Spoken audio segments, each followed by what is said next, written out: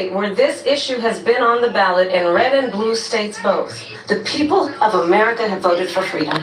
Vice President. Excuse me, I have to respond. Another lie. It's another lie. I have been a leader on IVF, which is fertilization. The IVF, I have been a leader. In fact, when they got a very negative decision on IVF from the Alabama courts, I saw the people of Alabama and the legislature 2 days later voted it in. I've been a leader on it. They know that, and everybody else knows it. I have been a leader on fertilization, IVF. And the other thing, you should ask, will she allow abortion in the 8th month, 9th month, 7th month? Come on. Okay, would you do that?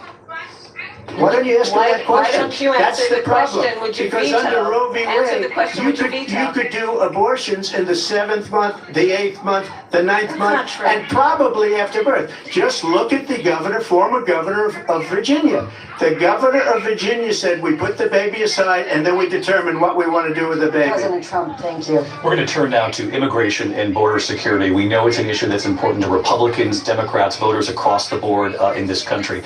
Vice President Harris, you were tasked by President Biden with getting to the root causes of migration from Central America. We know that illegal border crossings reached a record high in the Biden administration. This past June, President Biden imposed tough new asylum restrictions. We know the numbers since then have dropped significantly. But my question to you tonight is, why did the administration wait until 6 months before the election to act? And would you have done anything differently from President Biden on this? So I'm the only person on this stage who has prosecuted transnational criminal organizations for the trafficking of guns, drugs, and human beings. And let me say that the United States Congress, including some of the most conservative members of the United States Senate, came up with a border security bill which I supported. And that bill would have put 1,500 more border agents on the border to help those folks who are working there right now overtime trying to do their job. It would have allowed us to stem the flow of fentanyl coming into the United States. I know there are so many families watching tonight who have been personally affected by the surge of fentanyl in our country. That bill would have put more resources to allow us to prosecute transnational criminal organizations for trafficking in guns, drugs, and human beings. But you know what happened to that bill? Donald Trump got on the phone, called up some folks in Congress and said, kill the bill. And you know why? Because he'd prefer to run on a problem instead of fixing a problem. And understand, this comes at a time where the people of our country actually need a leader who engages in solutions, who actually addresses the problems at hand. But what we have in the former president is someone who would prefer to run on a problem instead of fixing a problem. And I'll tell you something, he's going to talk about immigration a lot tonight, even when it's not the subject that is being raised. And I'm going to actually do something really unusual, and I'm going to invite you to attend one of Donald Trump's rallies, because it's a really interesting thing to watch. You will see during the course of his rallies, he talks about fictional characters like Hannibal Lecter. He will talk about windmills cause cancer. And what you will also notice is that people start leaving his rallies early out of exhaustion and boredom. And I will tell you, the one thing you will not hear him talk about is you. You will not hear him talk about your needs, your dreams, and your desires. And I'll tell you, I believe you deserve a president who actually puts you first. And I pledge to you that I will. Vice President Harris, thank you. President Trump, on that point, I want to get your response. Well, I would like to respond. Let me just ask, though, why did you try to kill that bill, and successfully so? That would have put thousands of additional agents and officers on the border. First, let me respond as to the rallies. She said people start leaving. People don't go to her rallies. There's no reason to go. And the people that do go, she's bussing them in and paying them to be there, and then showing them in a different light. So she can't talk about that. People don't leave my rallies. We have the biggest rallies, the most incredible rallies in the history of politics. That's because people want to take their country back. Our country is being lost. We're a failing nation. And it happened 3.5 years ago. And what's going on here, you're going to end up in World War III, just to go into another subject. What they have done to our country by allowing these millions and millions of people to come into our country, and look at what's happening to the towns all over the United States. And a lot of towns don't want to talk. It's not going to be Aurora or Springfield. A lot of towns don't want to talk about it because they're so embarrassed by it. In Springfield, they're eating the dogs, the people that came in. They're eating the cats. They're eating They're eating the pets of the people that live there.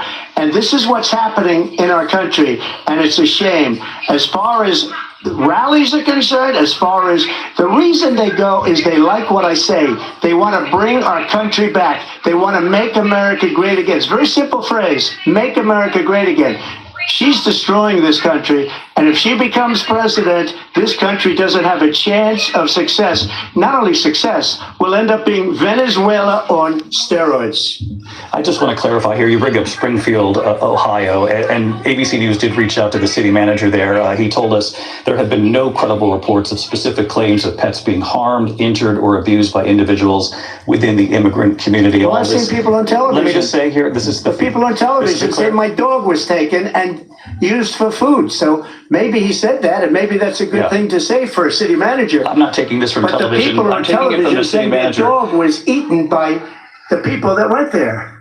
Again, the Springfield city manager says there's no evidence of that. Vice President Harris, I'll let you respond to the rest of what you've heard. You talk about extreme. This is, I think, one of the reasons why in this election, I actually have the endorsement of 200 Republicans who have formally worked with President Bush, Mitt Romney, and John McCain, including the endorsement of former Vice President Dick Cheney and Congress member Liz Cheney. And if you want to really know the inside track on who the former president is, if he didn't make it clear already, just ask people who have worked with him. His former chief of staff, a 4-star general, has said he has contempt for the Constitution of the United States. His former national security advisor has said he is dangerous and unfit. His former Secretary of Defense has said the nation, the Republic, would never survive another Trump term. And when we listen to this kind of rhetoric, when the issues that affect the American people are not being addressed, I think the choice is clear in this election. President Trump, I'll give you a quick minute to respond.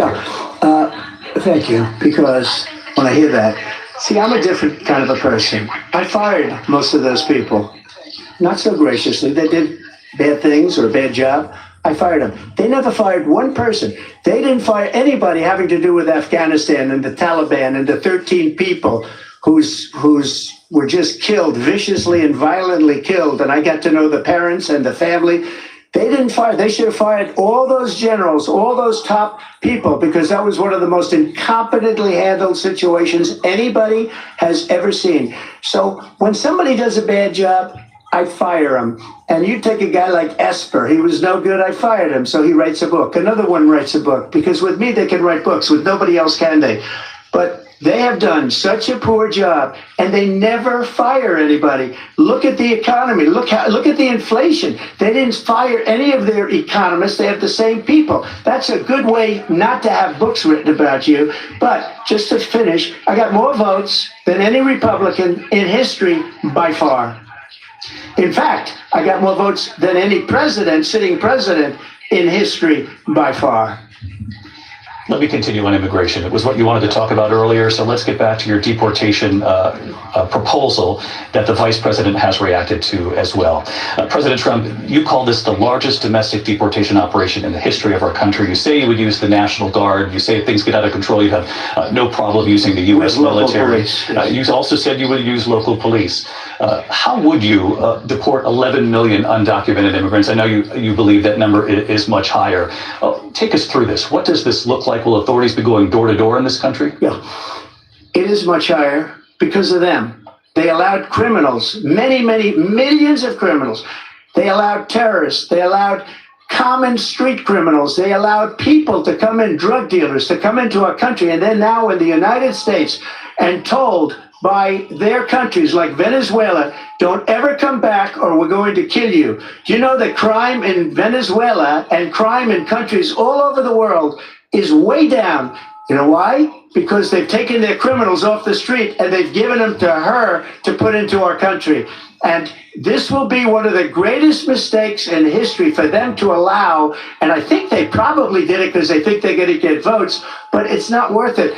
because they're destroying the fabric of our country by what they've done. There's never been anything done like this at all. They've destroyed the fabric of our country. Millions of people let in, and all over the world, crime is down, all over the world except here. Crime here is up and through the roof, despite their fraudulent statements that they made. Crime in this country is through the roof. And we have a new form of crime. It's called migrant crime. And it's happening at levels that nobody thought possible. President Trump, as you know, the FBI says overall violent crime is actually coming down in this country. But excuse me, the FBI they were defrauding statements. They didn't include the worst cities. They didn't include the cities with the worst crime. It was a fraud. Just like their number of 818,000 jobs that they said they created turned out to be a fraud. President Trump, thank you. I'll let you respond, Vice President Harris. Well, I think this is so rich coming from someone who has been prosecuted for national security crimes, economic crimes, election interference, has been found liable for sexual assault, and his next big court appearance is in November at his own criminal sentencing. And let's be clear where each person stands on the issue of what is important about respect for the rule of law and respect for law enforcement. The former vice president called for defunding federal law enforcement, 45,000 agents, get this, on the day after he was arraigned on 34 felony counts. So let's talk about what is important in this race. It is important that we move forward, that we turn the page on this same old tired rhetoric and address the needs of the American people, address what we need to do about the housing shortage, which I have a plan for, address what we must do to support our small businesses, address bringing down the price of groceries. But frankly, the American people are exhausted with this same old tired playbook. Vice President Harris, thank you. Excuse me. Every one of those cases was started by them against their political opponent. And I'm winning most of them, and I will win the rest on appeal. And you saw that with the decision that came down just recently from the Supreme Court. I'm winning most of them. But those are cases, it's called weaponization. Never happened in this country. They weaponized the Justice Department. Every one of those cases was involved with the DOJ, from Atlanta and Fani Willis to the Attorney General of New York and the DA in New York. Every one of those cases. And then they say, oh, he's a criminal. They're the ones that made them go after me. By the way, Joe Biden was found essentially guilty on the documents case. And what happened in my documents case? They said, oh, that's the toughest of them all. A complete and total victory. 2 months ago, it was thrown out. It's weaponization, and they used it, and it's never happened in this country. They used it to try and win an election. They're fake cases. President Trump, thank you. A really quick response here, Vice President Harris, on this notion of weaponization of the Justice Department. Well, let's talk about extreme and understand the context in which this election in 2024 is taking place. The United States Supreme Court recently ruled that the former president would essentially be immune from any misconduct if he were to enter the White House again. Understand, this is someone who has openly said he would terminate, I'm quoting, terminate the Constitution of the United States, that he would weaponize the Department of Justice against his political enemies. Someone who has openly expressed disdain for members of our military. Understand what it would mean if Donald Trump were back in the White House with no guardrails, because certainly we know now the court won't stop him. We know J.D. Vance is not going to stop him. It's up to the American people Vice President to stop Harris. him. Thank you. Lindsay? Vice President Harris, in your last run for president. This is the one that weaponized, not me. She weaponized. I probably took a bullet to the head because of the things that they say about me. They talk about democracy. I'm a threat to democracy. They're the threat to democracy with a fake Russia investigation that went nowhere. We have a lot to get to. Lindsay? Vice President Harris, in your last run for president, you said you wanted to ban fracking. Now you don't. You wanted mandatory government buyback programs for assault weapons. Now your campaign says you don't. You supported decriminalizing border crossings. Now you're taking a harder line. I know you say that your values have not changed. So then why have so many of your policy positions changed? So my values have not changed, and I'm going to discuss at least every point that you've made. But in particular, let's talk about fracking because we're here in Pennsylvania. I made that very clear in 2020. I will not ban fracking. I have not banned fracking as Vice President of the United States. And in fact, I was the tie-breaking vote on the Inflation Reduction Act, which opened new leases for fracking. My position is that we have got to invest in diverse sources of energy so we reduce our reliance on foreign oil. We have had the largest increase in domestic oil production in history because of an approach that recognizes that we cannot over-rely on foreign oil. As it relates to my values, let me tell you, I grew up a middle-class kid raised by a hardworking mother who worked and saved and was able to buy our first home when I was a teenager. The values I bring to the importance of home ownership, knowing not everybody got handed $400 million on a silver platter and then filed bankruptcy 6 times, is a value that I bring to my work to say we are going to work with the private sector and home builders to increase by 3 million homes by the end of my first term. My work that is related to having a friend when I was in high school who was sexually assaulted by her stepfather. And my focus then on protecting women and children from violent crime is based on a value that is deeply grounded in the importance of standing up for those who are most vulnerable. My work that is about protecting Social Security and Medicare is based on long-standing work that I have done, protecting seniors from scams.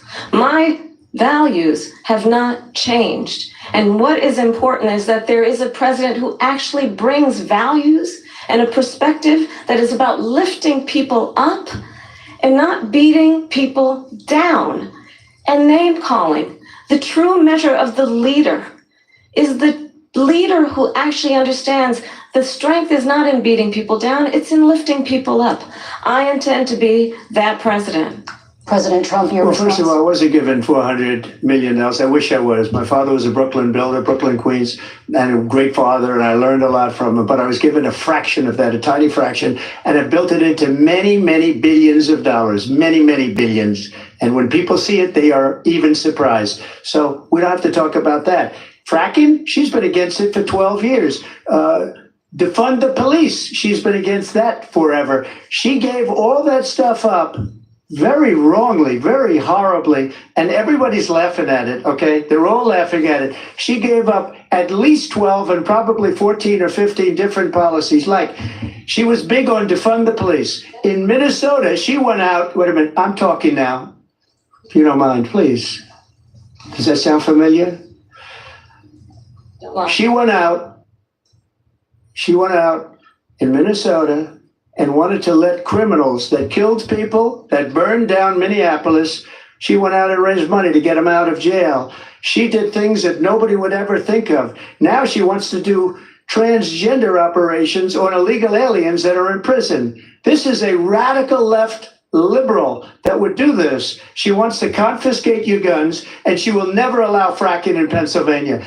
If she won the election, fracking in Pennsylvania will end on day one. Just to finish one thing, so important in my opinion. So I got the oil business going like nobody has ever done before. When they took over, they got rid of it, started getting rid of it, and the prices were going up the roof. They immediately let these guys go to where they were. I would have been 5 times, 4 times, 5 times higher, because you're talking about 3.5 years ago. They got it up to where I was because they had no choice, because the prices of energy were quadrupling and doubling. You saw what happened to gasoline. So they said, let's go back to Trump. But if she won the election, the day after that election, they'll go back to destroying our country, and oil will be dead, fossil fuel will be dead, we'll go back to windmills, and we'll go back to solar, where they need a whole desert to get some energy to come out. You ever see a solar plant? By the way, I'm a big fan of solar, but they take 400, 500 acres of desert soil. Trump, we have a These lot are of not good issues things that for we the have to get environment, to. that she We're out of time. understands. Thank you. Lindsay, thank you. We have an election in just 56 days. And I want to talk about the peaceful transfer of power, which, of course, we all know is a cornerstone of our democracy, and the role of a president in a moment of crisis. Mr. President, on January 6th, you told your supporters to march to the Capitol. You said you would be right there with them. The country and the world saw what played out of the Capitol that day, the officers coming under attack. Aides in the West Wing say you watched it unfold on television off the Oval Office. You did send out tweets, but it was more than 2 hours before you sent out that video message telling your supporters to go home. Is there anything you regret about what you did on that day? You just said a thing that isn't covered. Peacefully and patriotically, I said during my speech, not later on. Peacefully and patriotically. And nobody on the other side was killed. Ashley Babbitt was shot by an out-of-control police officer that should have never, ever shot her. It's a disgrace. But we didn't do this group of people that have been treated so badly. I ask, what about all the people that are pouring into our country and killing people that she allowed to pour in? She was the border czar, remember that. She was the border czar. She doesn't want to be called the border czar because she's embarrassed by the border. In fact, she said at the beginning, oh, I'm surprised you're not talking about the border yet. That's because she knows what a bad job they've done. What about those people? When are they going to be prosecuted? When are these people from countries all over the world, not just South America? They're coming in from all over the world, David, all over the world, and crime rates are down all over the world because of it. But let me just when are those people going to be prosecuted? When are the people that burned down Minneapolis going to be prosecuted? Or in Seattle? They went into Seattle. They took over a big percentage of the city of Seattle. When are those people going to be prosecuted? But let me just ask you. You might ask her that question. You were the president. You were watching it unfold on television. It's a very simple question as we move forward toward another election. Is there anything you regret about what you did on that day? Yes, sir. I had nothing to do with that other than they asked me to make a speech. I showed up for a speech. I said, I think it's going to be big. I went to Nancy Pelosi and the mayor of Washington, D.C., and the mayor put it back in writing, as you know. I said, this is going to be a very big rally or whatever you want to call it. And again, it wasn't done by me. It was done by others. I said, I'd like to give you 10,000 National Guard or soldiers. They rejected me. Nancy Pelosi rejected me. It was just 2 weeks ago. Her daughter has a tape of her saying she is fully responsible for what happened. They want to get rid of that tape. It would have never happened if Nancy Pelosi and the mayor of Washington did their jobs. I wasn't responsible for security. Nancy Pelosi was responsible. She didn't do her job. The question was about you as president, not about former Speaker Pelosi, but I do want Vice President Harris to respond here. I was at the Capitol on January 6th. I was the vice president-elect. I was also an acting senator. I was there. And on that day, the president of the United States incited a violent mob to attack our nation's capital, to desecrate our nation's capital. On that day, 140 law enforcement officers were injured, and some died. And understand, the former president has been indicted and impeached for exactly that reason.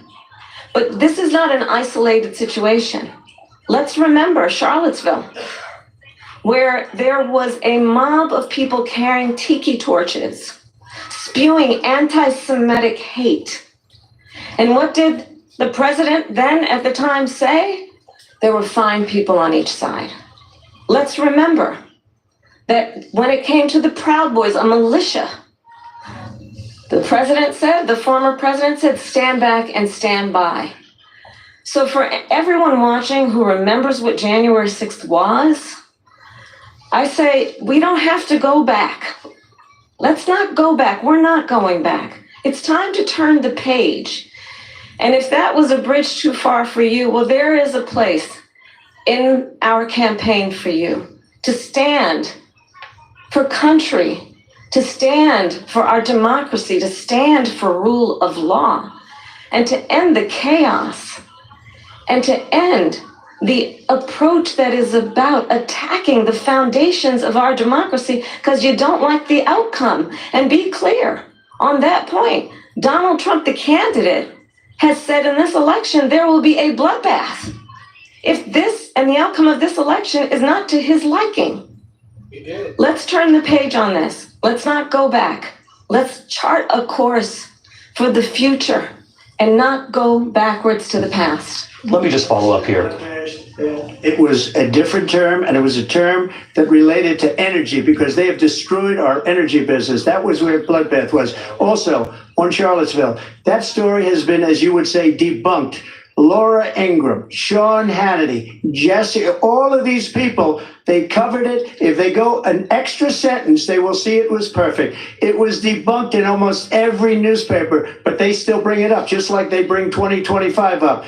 They bring all of this stuff up. I ask you this, you talk about the Capitol. Why are we allowing these millions of people to come through on the southern border? How come she's not doing anything? And I'll tell you what I would do, and I would be very proud to do it. I would say we would both leave this debate right now. I'd like to see her go down to Washington, D.C. during this debate because we're wasting a lot of time. Go down to, because she's been so bad, it's so ridiculous. Go down to Washington, D.C. and let her sign a bill to close up the border because they have the right to do it. They don't need bills. They have the right to do it. The president of the United States, you'll get him out of bed. You'll wake him up at 4 o'clock in the afternoon. Right. You'll say, come on down to the office. Let's sign a bill. If he signs a bill that the border is closed, all he has to do is say it to the Border Patrol, who are phenomenal. If they do that, the border is closed. Those people are killing many people, unlike J6. We talked immigration here tonight. I do want to focus on this next issue to both of you, because it really brings us this into focus, truth in these times that we're living in. Mr. President, for 3.5 years after you lost the 2020 election, you repeatedly falsely claimed that you won, many times saying you won in a landslide. In the past couple of weeks leading up to this debate, you have said, quote, you lost by a whisker, that you, quote, didn't quite make it, that you came up a little bit short. I said that? Are you now acknowledging that you lost in 2020? No, I don't acknowledge that at all. I said that sarcastically. You know that. It was said, oh, we lost by a whisker. That was said sarcastically. Look, there's so much proof. All you have to do is look at it. And they should have sent it back to the legislatures for approval. I got almost 75 million votes, the most votes any sitting president has ever gotten. I was told if I got 63, which was what I got in 2016, you can't be beaten. The election, people should never be thinking about an election as fraudulent. We need two things. We need walls, and we have to have it. We have to have borders, and we have to have good elections. Our elections are bad. And a lot of these illegal immigrants coming in, they're trying to get them to vote. They can't even speak English. They don't even know what country they're in practically. And these people are trying to get them to vote. And that's why they're allowing them to come into our country. I did watch all of these pieces of video. I didn't detect the sarcasm, lost by a whisker. We didn't quite make it. And we should just point out here as clarification, and you know this, you and your allies, 60 cases in front of many judges, many of them Republican. No judge looked at it. And said they said we didn't have standing. Fraud. That's the other thing. They said we didn't have standing, a technicality. Can you imagine a system where a person in an election doesn't have standing? The president of the United States doesn't have standing. That's how we lost. If you look at the facts, and I'd love to have you'll do a special on it. I'll show you Georgia, and I'll show you Wisconsin, and I'll show you Pennsylvania, and I'll show you. We have so many facts and statistics, but you know what? That doesn't matter because we have to solve the problem that we have right now. That's old news. And the problem that we have right now is we have a nation in decline, and they have put it into decline. We have a nation that is dying, David. Mr. President, thank you. Vice President Harris, you heard the president there tonight. He said he didn't say that he lost by a whisker. So he still believes he did not lose the election that was won by President Biden and yourself. But I do want to ask you about something that's come up in the last couple of days. This was a post from President Trump about this upcoming election just weeks away. He said, when I win, those people who cheated, and then he lists donors, voters, election officials, he says will be prosecuted to the fullest extent of the law, which will include long-term prison sentences. One of your campaign's top lawyers responded saying, we won't let Donald Trump intimidate us. We won't let him suppress the vote. Is that what you believe he's trying to do here? Donald Trump was fired by 81 million people. So let's be clear about that. And clearly he is having a very difficult time processing that. But we cannot afford to have a president of the United States who attempts, as he did in the past, to upend the will of the voters in a free and fair election. And I'm going to tell you that I have traveled the world as Vice President of the United States, and world leaders are laughing at Donald Trump. I have talked with military leaders, some of whom work with you, and they say you're a disgrace.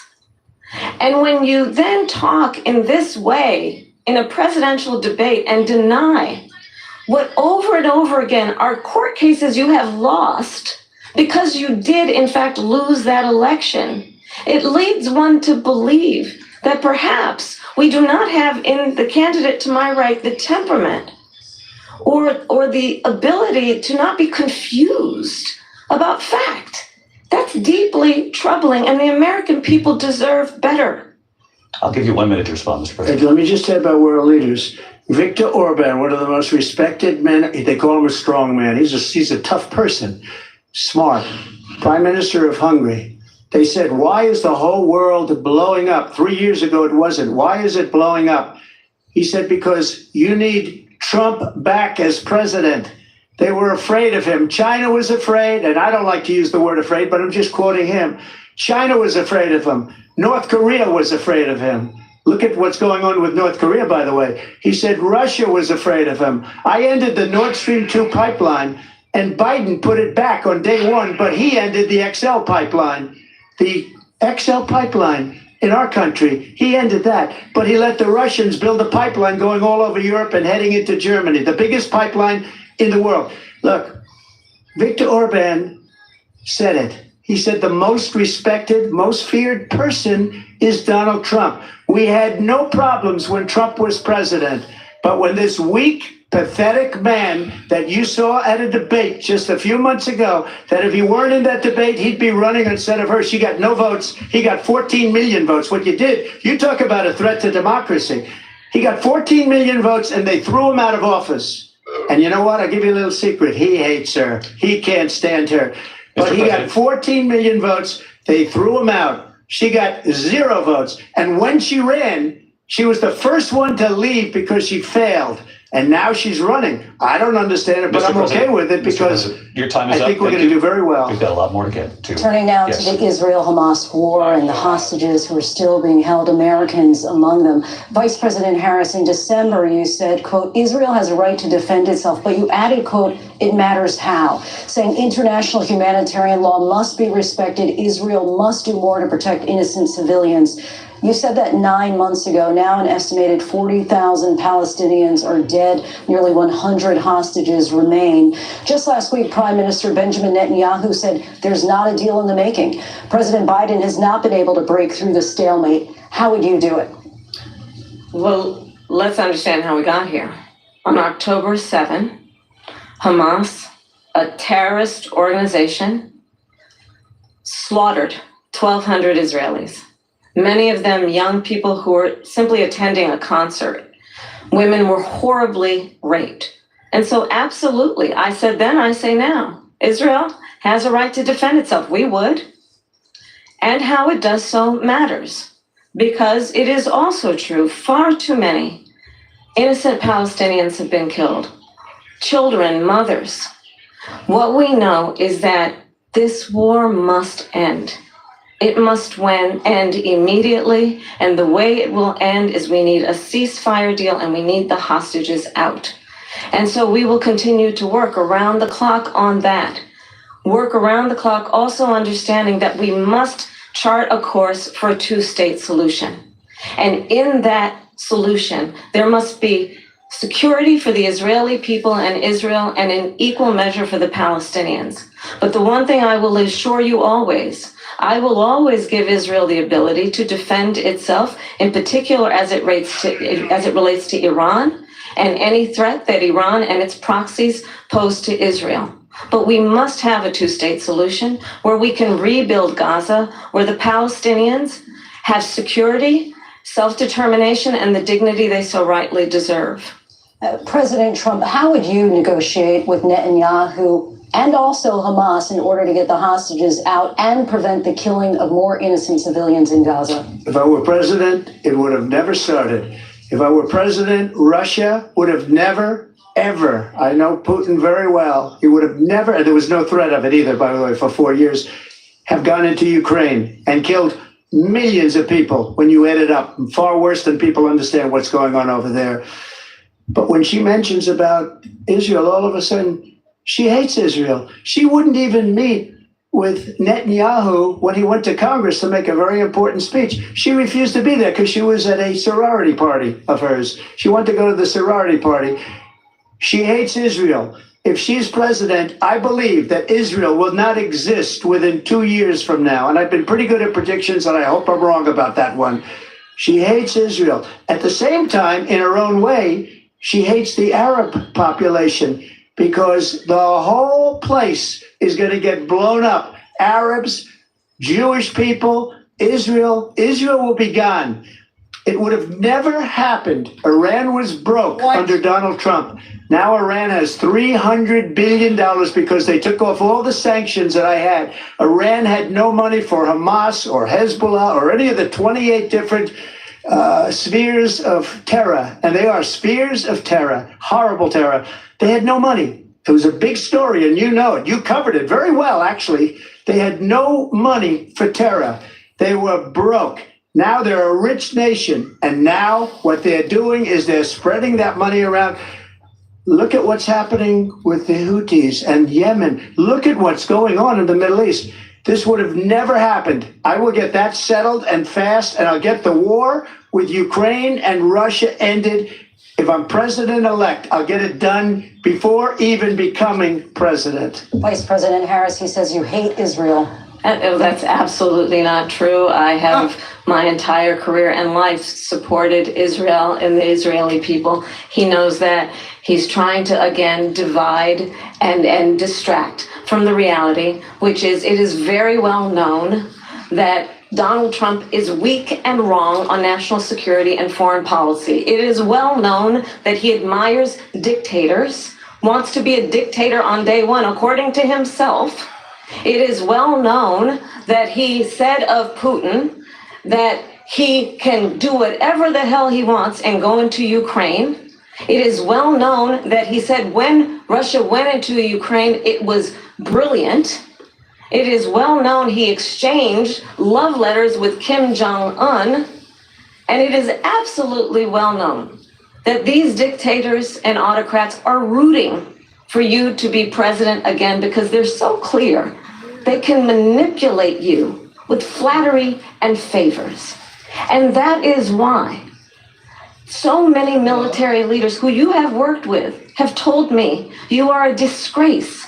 That is why we understand that we have to have a president who is not consistently weak and wrong on national security, including the importance of upholding and respecting in highest regard our military. Vice President Harris, thank you. They're the ones, and she's the one that caused it, that's weak on national security by allowing every nation last month for the year, 168 different countries sending people into our country. Their crime rates are way down.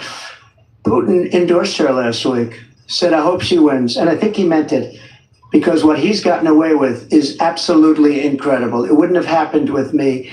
The leaders of other countries think that they're weak and incompetent, and they are. They're grossly incompetent. And I just ask one question. Why does Biden go in and kill the Keystone Pipeline and approve the single biggest deal that Russia's ever made, Nord Stream 2, the biggest pipeline anywhere in the world going to Germany and all over Europe? Because they're weak and they're ineffective. And Biden, by the way, President gets paid Trump, a lot of money. Thank you. We have a lot of issues to get to. We'll be right back with much more of this historic ABC News presidential debate from the National Constitution Center right here in Philadelphia. Back in a moment.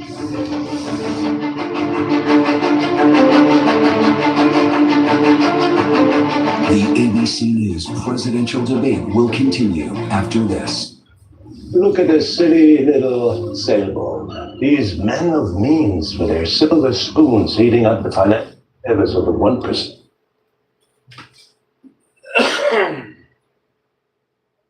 Okay. First of all, turn you around here. This is the most ridiculous thing that I have ever heard.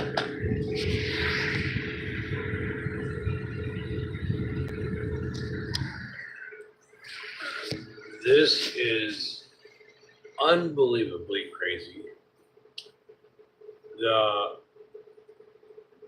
All they're basically doing is, I mean, I understand it's a debate, I understand that this is basically an argument, why I deserve to be president. Now, they're both in the wrong. Both of them. However, they're both at fault for the way America is today. Unbelievably, both at fault. And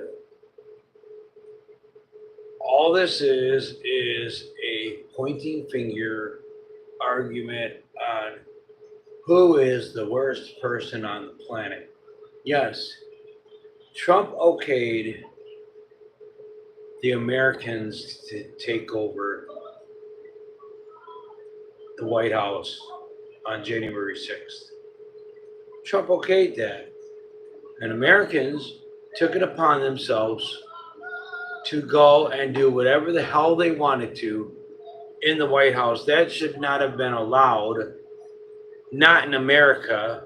That has never been done in America before, ever, in the history that I have been alive. Kamala Harris, from what I've heard, doesn't give a damn about the border. She wants immigrants here. She's been freeing immigrants for many, many years. And immigrants have been out and killing Americans. And they should never, ever, ever be allowed to come over, through, under, around the wall. That wall should have been finished, completely finished, when Trump was president. And it wasn't, because he had other things in workings that he wanted to accomplish, which a lot of things that he wanted to accomplish, I don't think he got done. I am sorry for there's no problem with the audio, but the picture quality or whatever, I've got my phone right now sitting on a book. I should prop up my phone a little bit more, but this is the first time I've ever done something like this, and it's absolutely crazy. But if Kamala Harris winds up being president, I have no idea what this America will be in for. And Americans, I have no idea what we would be in for. They're banking on this abortion policy, which, in my estimates, they're now using young underage girls to pass this bill of possibly being raped or incested upon by family members to be pregnant, when in fact I think that other people, such as Black African Americans, will use this as an excuse to get to, have sex with whoever they want, get pregnant as many times as they want, not have to use any contraceptives, any protection at all whatsoever. We're back. Let's get back in here. How exactly would you do that? And I want to ask you a very simple question tonight. Do you want Ukraine to win this war? I want the war to stop. I want to save lives that are being uselessly, people being killed by the millions. It's the millions. It's so much worse than the numbers that you're getting, which are fake numbers. Look, we're in for 250 billion or more because they don't ask Europe, which is a much bigger beneficiary to getting this thing done than we are.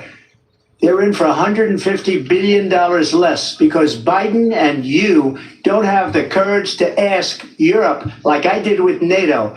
They paid billions and billions, hundreds of billions of dollars when I said, either you pay up or we're not going to protect you anymore. So that's maybe one of the reasons they don't like me as much as they like weak people. But you take a look at what's happening. We're in for 250 to 275 billion. They're into 100 to 150. They should be forced to equalize. With that being said, I want to get the war settled. I know Zelensky very well, and I know Putin very well. I have a good relationship, and they respect your president, okay? They respect me. They don't respect Biden. How would you respect him? Why? For what reason? He hasn't even made a phone call in 2 years to Putin, hasn't spoken to anybody. They don't even try and get it. That is a war that's dying to be settled. I will get it settled before I even become president. If I win, when I'm president-elect, and what I'll do is I'll speak to one, I'll speak to the other, I'll get them together. That war would have never happened. And in fact, when I saw Putin after I left, unfortunately left because our country has gone to hell. But after I left, when I saw him building up soldiers, he did it after I left.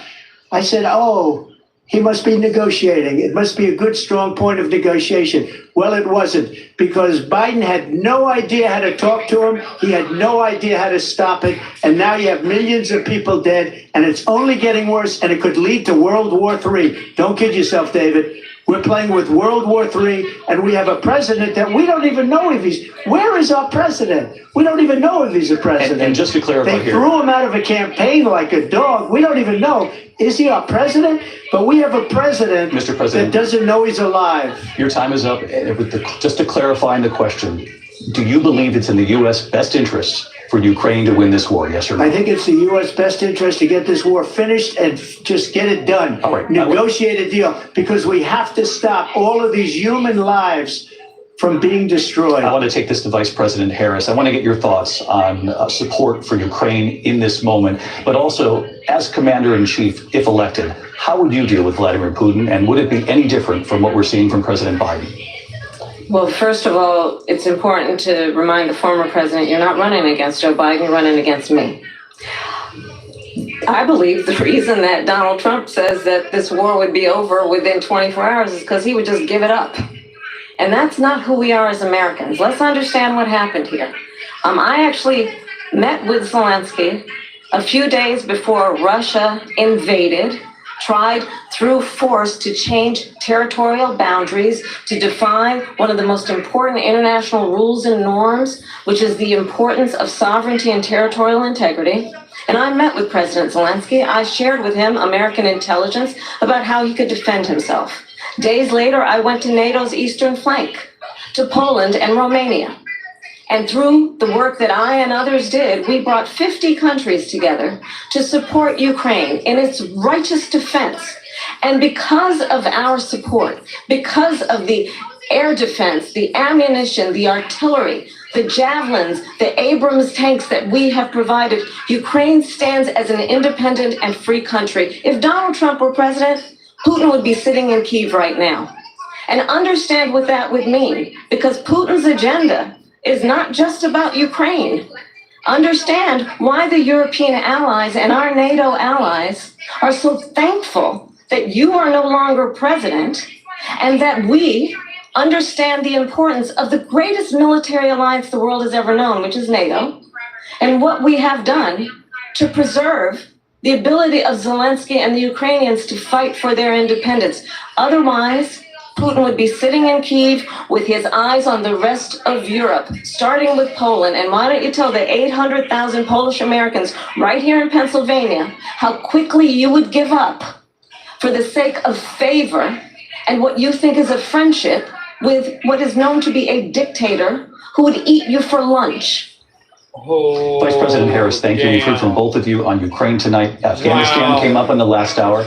I wanted her to respond to something you said earlier, and I'll give you a minute here.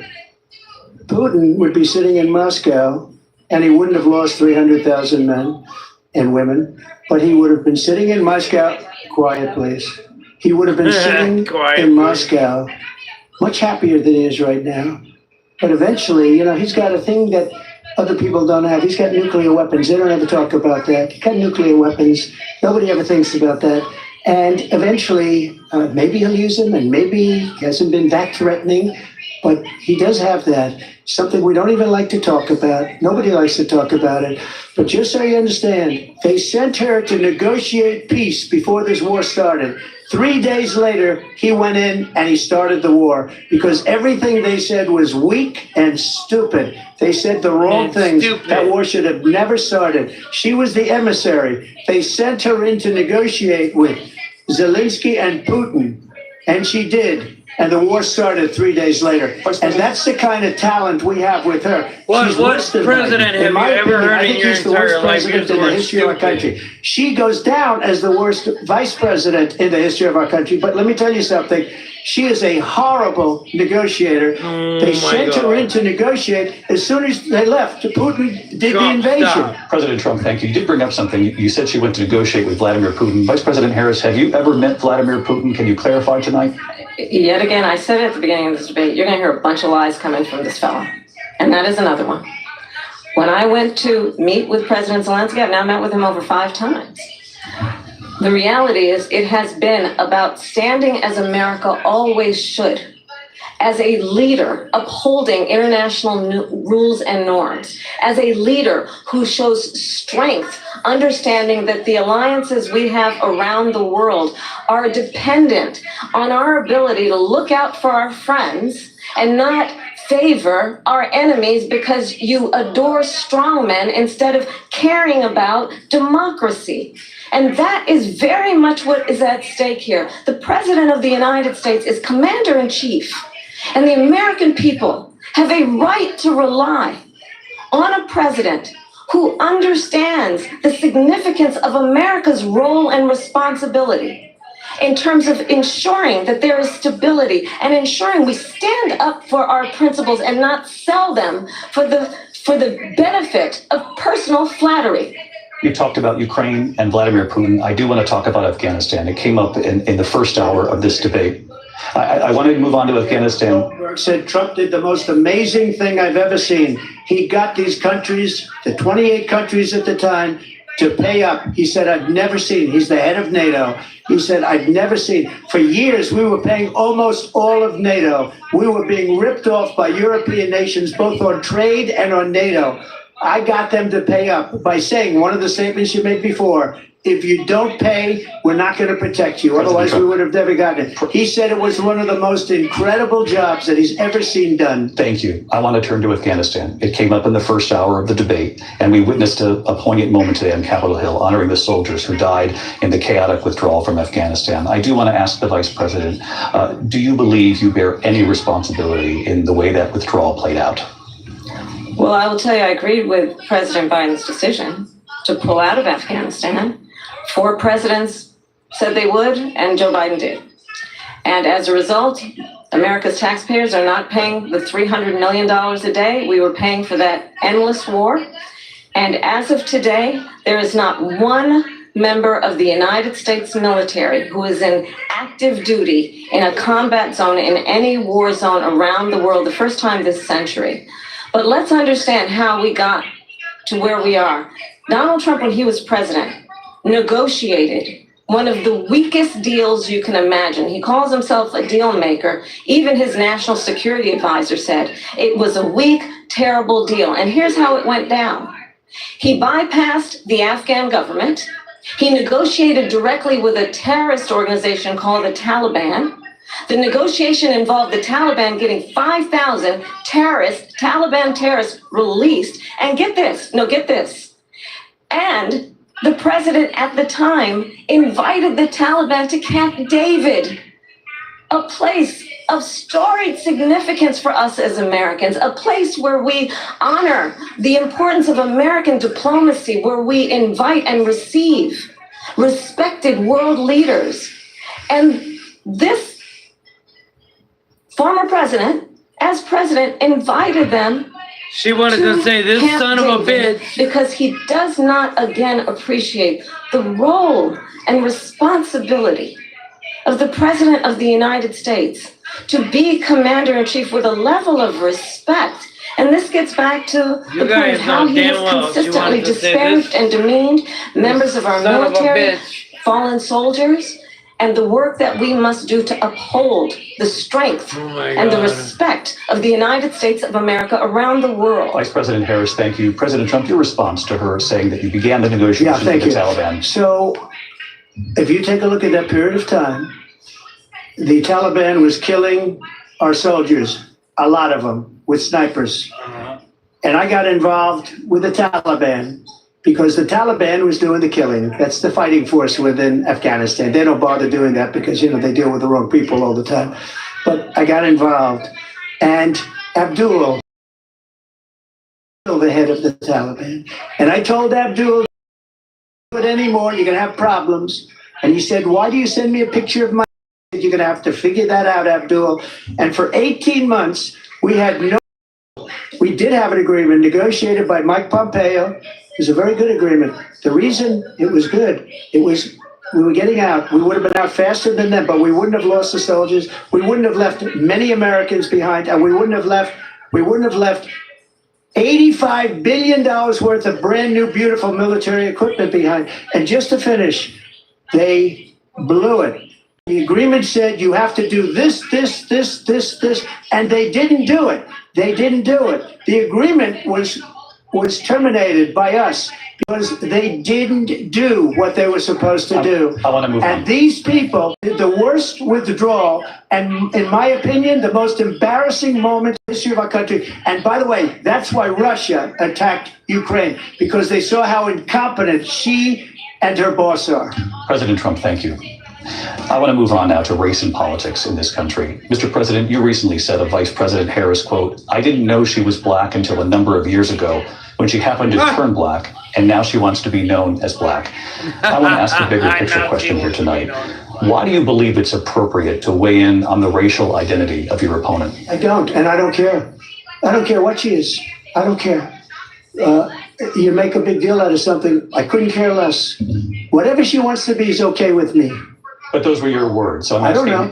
I mean, all I can say is I read where she was not black, that she put out, and I'll say that. And then I read that she was black, and that's okay. Either one was okay with me. That's up to her. That's up to her. Vice President Harris, your thoughts on this? I think honestly, I think it's a tragedy that we have someone who wants to be president who has consistently, over the course of his career, attempted to use race to divide the American people. I do believe that the vast majority of us know that we have so much more in common than what separates us, and we don't want this kind of approach that is just constantly trying to divide us, and especially by race. And let's remember, Yeah, you do. how Donald Trump started. He was he owned land, he owned buildings, and he was investigated because he refused to rent property to black families. Let's remember, this is the same individual who took out a full-page ad in the New York Times calling for the execution of 5 young Black and Latino boys who were innocent, the Central Park 5. Took out a full-page ad calling for their execution. This is the same individual who spread birther lies about the first Black president of the United States.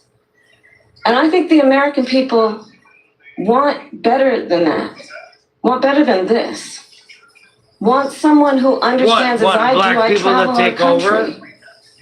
We see in each other a friend. We see in each other a neighbor. We don't want a leader who is constantly trying to have Americans point their fingers at each other. I meet with people all the time who tell me, can we please just have discourse about how we're going to invest in the aspirations and the ambitions and the dreams of the American people? Knowing that regardless of people's color or the language their grandmother speaks, we all have the same dreams and aspirations and want a president who invests in those, not in hate and division. Vice President Harris, thank you. Lindsay? President Trump, this is now your 3rd time. This is the most divisive presidency Oh my God. in the history of our country. There's never been anything like it. They're destroying our country. And they come up with things like what she just said. Going back many, many years, when a lot of people, including Mayor Bloomberg, agreed with me on the Central Park 5, they admitted, they said, they pled guilty. And I said, well, if they pled guilty, they badly hurt a person, killed a person ultimately. And if they pled guilty, then they pled, we're not guilty. But this is a person that has to stretch back years, 40, 50 years ago, because there's nothing now. I built one of the greatest economies in the history of the world, and I'm going to build it again. It's going to be bigger, better, and stronger. But they're destroying our economy. They have no idea what a good economy is. Their oil policies, every single policy. And remember this, she is Biden. You know, she's trying to get away from Biden. I don't know the gentleman, she says. She is Biden. The worst inflation we've ever had, a horrible economy because inflation has made it so bad that she can't get away with that. Thank you. Time's up. I want to respond to that, though. I want to just respond briefly. Clearly, I am not Joe Biden, and I am certainly not Donald Trump. And what I do offer is a new generation of leadership for our country. One who believes in what is possible, one who brings a sense of optimism about what we can do instead of always disparaging the American people. I believe in what we can do to strengthen our small businesses, which is why I have a plan. Let's talk about our plans and let's compare the plans. I have a plan to give startup businesses $50,000 tax deduction to pursue their ambitions, their innovation, their ideas, their hard work. I have a plan, $6,000 for young families for the first year of your child's life to help you in that most critical stage of your child's development. I have a plan that is about allowing people to be able to pursue what has been fleeting in terms of the American dream by offering a help with down payment of $25,000 down payment assistance for first-time home buyers. That's the kind of conversation, I believe, David, that people really want tonight, as opposed to a conversation that is constantly about belittling and name-calling. Let's turn the page Vice President and move Harris, forward. thank you. Let's turn to policy. President Trump, we have to move on. President Trump. Let's turn to policy, please. To defund the police. She has a plan to confiscate everybody's gun. President Trump, she has we do a have to plan move on to to not other allow issues. fracking in Pennsylvania or anywhere else. Okay. That's what her plan is until just recently. I just need to President Trump, no, the President former Trump. president has No, said I'm something sorry. twice that I need to No, respond to. I'm sorry. We're I just gonna need to move on, respond Vice one President time Harris. to what he has President said Trump, this multiple is now times. your Yes. third time running for president. You have long vowed to repeal and replace the Affordable Care Act, also known as Obamacare. You have failed to accomplish that. You now say you're going to keep Obamacare, quote, unless we can do something much better. Last month, you said, quote, we're working on it. So tonight, 9 years after you first started running, do you have a plan, and can you tell us what it is? Obamacare was lousy health care, always was. It's not very good today. And what I said, that if we come up with something, and we are working on things, we're going to do it and we're going to replace it. But remember this, I inherited Obamacare because Democrats wouldn't change it. They wouldn't vote for it. They were unanimous. They wouldn't vote to change it. If they would have done that, we would have had a much better plan than Obamacare. But the Democrats came up. They wouldn't vote for it. I had a choice to make when I was president. Do I save it and make it as good as it can be, never going to be great, or do I let it rot?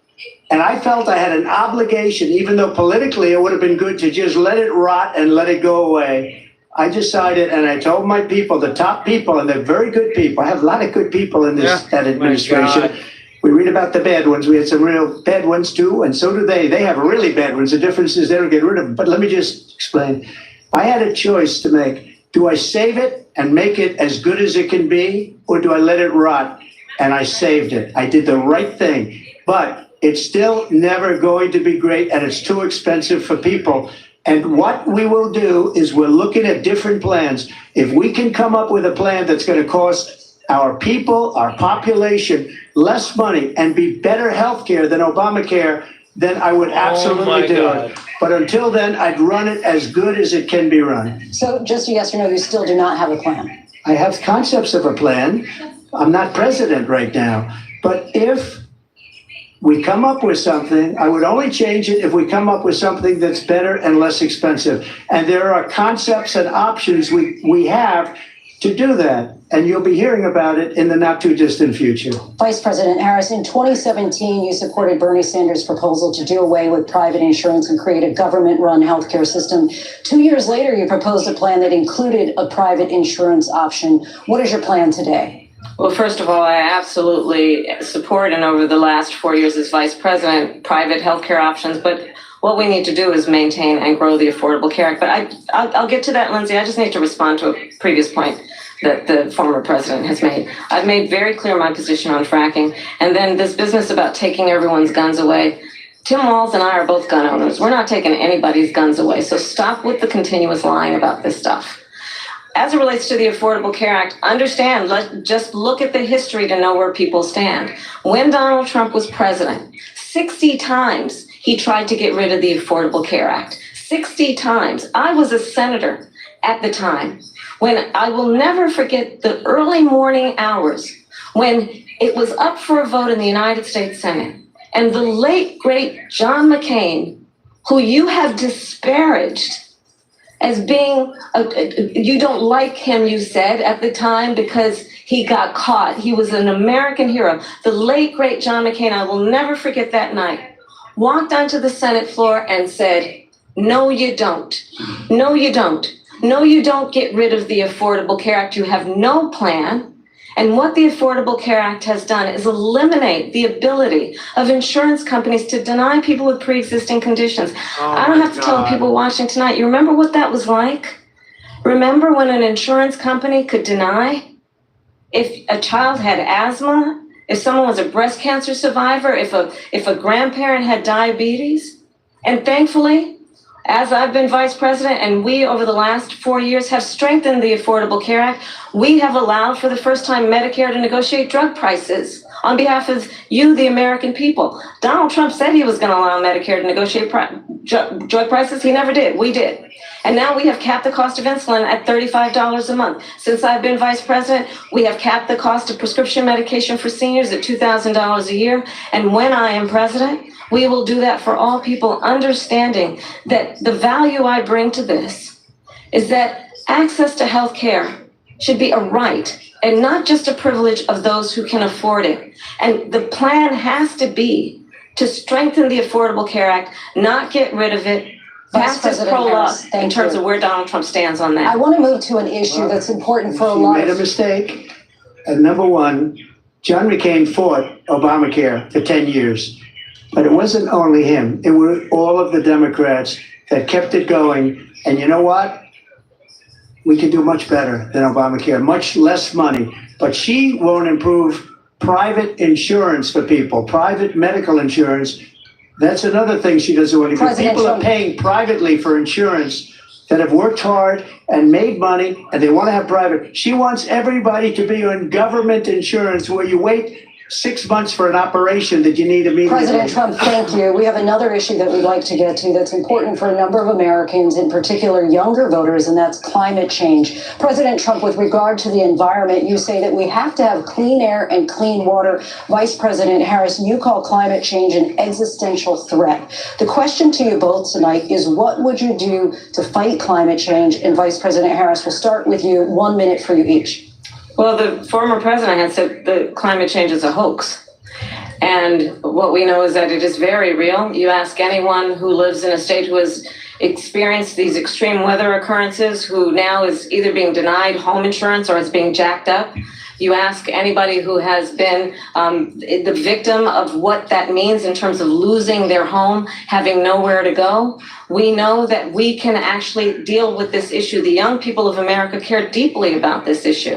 And I am proud that as vice president over the last 4 years, we have invested $1 trillion in a clean energy economy, while we have also increased domestic gas production to historic levels. We have created over 800,000 new manufacturing jobs while I have been vice president. We have invested in clean energy to the point that we are opening up factories around the world. Donald Trump said he was going to create manufacturing jobs. He lost manufacturing jobs. And I'm also proud to have the endorsement of the United Auto Workers and Sean Fain, who also know that part of building a clean energy economy includes investing in American-made products, American automobiles. It includes growing what we can do around American manufacturing and opening up auto plants, not closing them like happened under Donald Trump. Vice President Harris, thank you. It didn't happen under Donald Trump. Let me just tell you, they lost 10,000 manufacturing jobs this last month. It's going, they're all leaving. They're building big auto plants in Mexico, in many cases owned by China. They're building these massive plants, and they think they're going to sell their cars into the United States because of these people. What they have given to China is unbelievable. But we're not going to let that. We'll put tariffs on those cars so they can't come into our country, because they will kill the United Auto Workers and any auto worker, whether it's in Detroit or South Carolina or any other place. What they've done to business and manufacturing in this country is horrible. We have nothing because they refuse. You know, Biden doesn't go after people because supposedly China paid him millions of dollars. He's afraid to do it. Between him and his son, they get all this money from Ukraine. They get all this money from all of these different countries. And then you wonder, why is he so loyal to this one, that one, Ukraine, China? Why is he? Why did he get $3.5 million from the mayor of Moscow's wife? Why did she pay him $3.5 million? This is a crooked administration, and they're selling our country down the tubes. President Trump, thank you. Thank you. We'll be right back with closing statements from both of our candidates. An historic night, this ABC News presidential debate from Philadelphia. Back in a moment.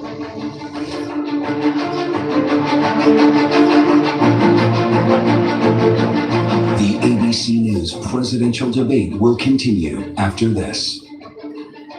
Tom Brady, the broadcaster? Why do it? Tommy, why? Yeah, Tommy. Don't you lay on a beach getting fat with pina coladas? They don't understand that our football journey isn't even close to done because.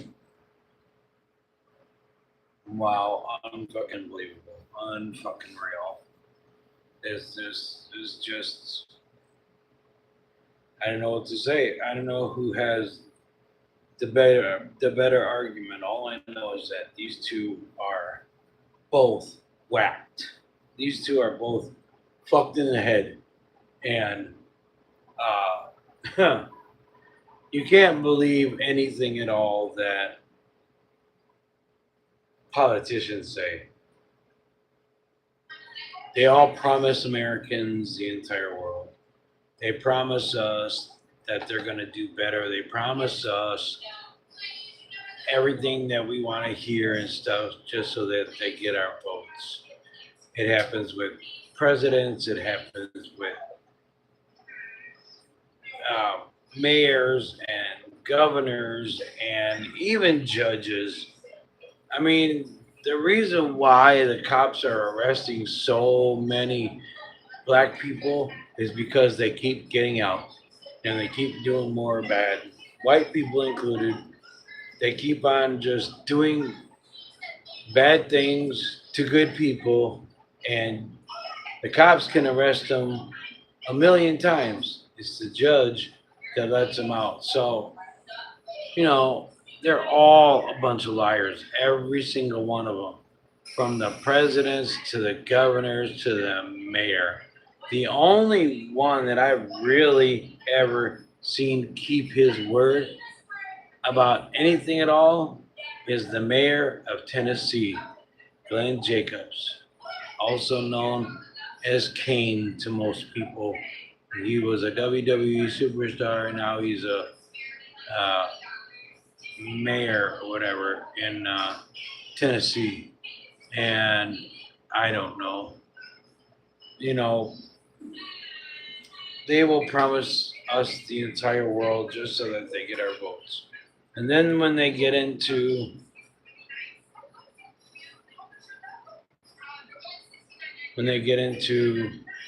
you know, the office or whatever, everything falls by the wayside, and at least half of what they say never happens.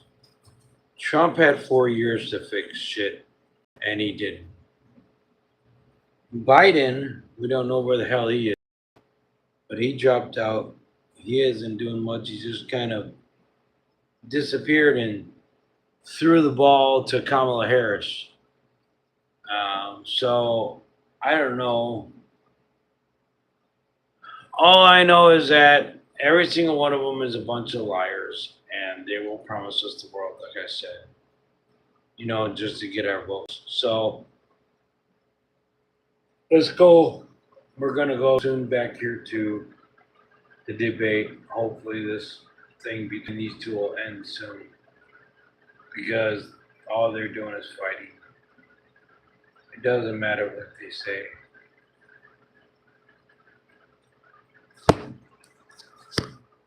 They, I don't know. It's just crazy the way they perceive to diminish and mock Americans' intelligence. And people are saying, oh, I'm voting for Trump because he's the man. And most people that are voting for Harris are probably the same people that voted for Clinton, Hillary Clinton. But let's go back to the debate, huh? Yeah. Here again, David Muir and Lindsay Davis. Welcome back tonight. The time has come for closing statements, and Vice President Harris, we begin with you.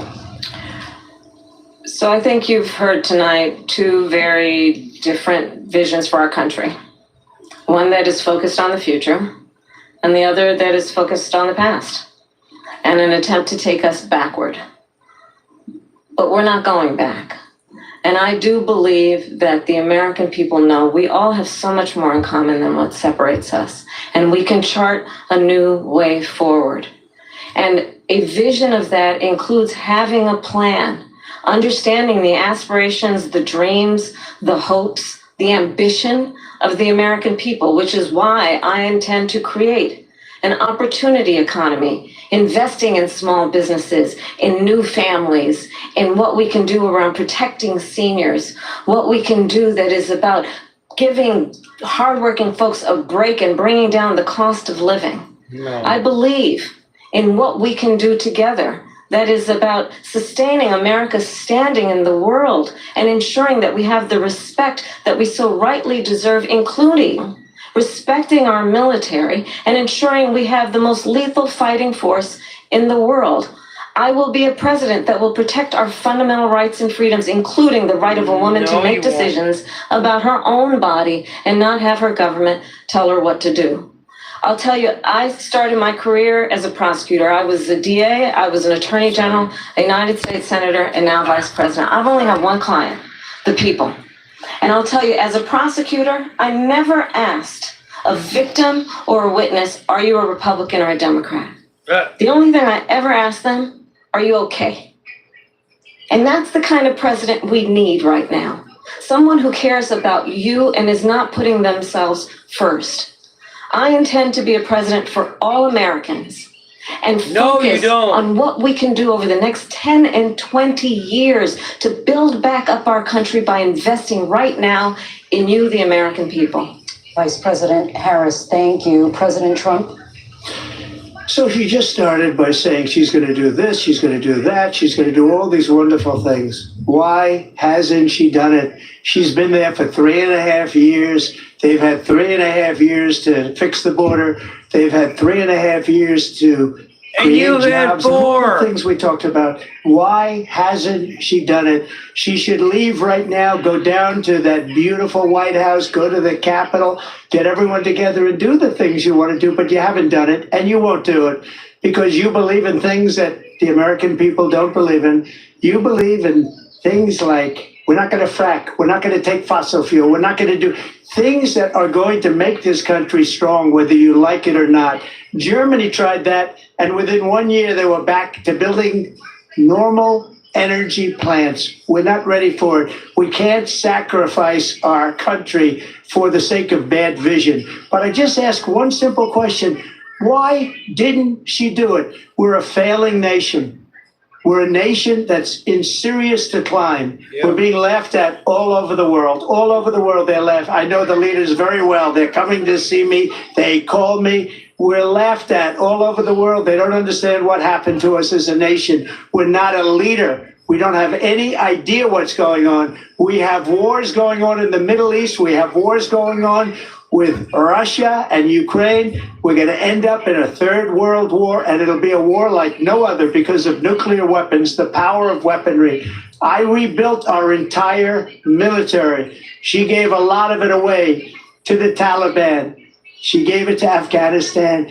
What these people have done to our country, and maybe toughest of all, is allowing millions of people to come into our country. Many of them are criminals, and they're destroying our country. The worst president, the worst vice president in the history of our country. President Trump, thank you. And that is our ABC News presidential debate from here in Philadelphia at the National Constitution Center.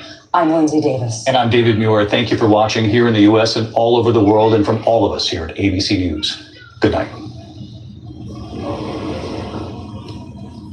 All right, there you have it. History made tonight in Philadelphia as the Trump-Harris debate comes to an end. Let's bring our panel for reaction.